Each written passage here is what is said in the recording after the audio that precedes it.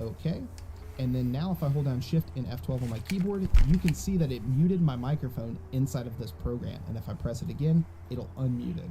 And the really neat thing about these hotkeys is that you can assign them for a pretty much almost everything that's in here. You can set them for doing transitions, starting and stopping streams, pausing recordings, starting replay buffers, switching to scenes, muting your microphone, muting the desktop audio's microphone, or the desktop audio that is, and so much more.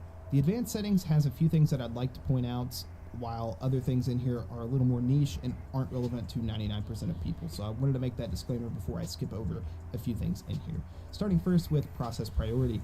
This is kind of cool. It lets you essentially tell Windows how important your OBS recording or streaming is, and this can determine whether Windows allocates this more resources, depending on how the process priority is set. So if you were doing something really critical and you wanted to make sure this works at all costs, you could set this to a higher priority, but for the most part, if your computer is pretty decent for what you're doing, normal should work.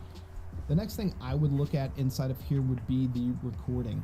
This gives you modifiers for setting file name formatting, which is really cool because this helps you not delete files on accident, because you can know exactly when you recorded them just by looking at the file type, and there are just tons of other things. You can, see whether the output resolution was recorded at 720p and all of these things, and you can set custom file formatting tags right here, and it is just really, really cool.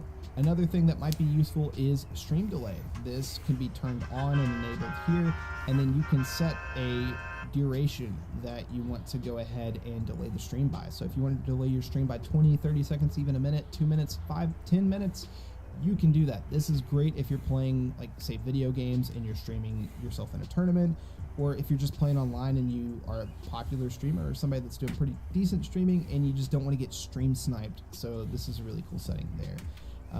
Automatically reconnect. This is pretty neat if you do have internet issues from time to time. What this will do is, after so many seconds, so say every 10 seconds, we're going to try to reconnect the stream back to whatever server you're streaming to, whether that's YouTube, Twitch, Mixer, things like that.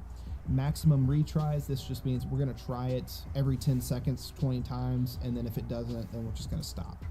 And pretty much everything else in here, like I said, is kind of niche and not relevant to most people that this tutorial is kind of being aimed at. So if you have any questions about that, maybe let me know in the comment section down below and I'll try to answer it if I can.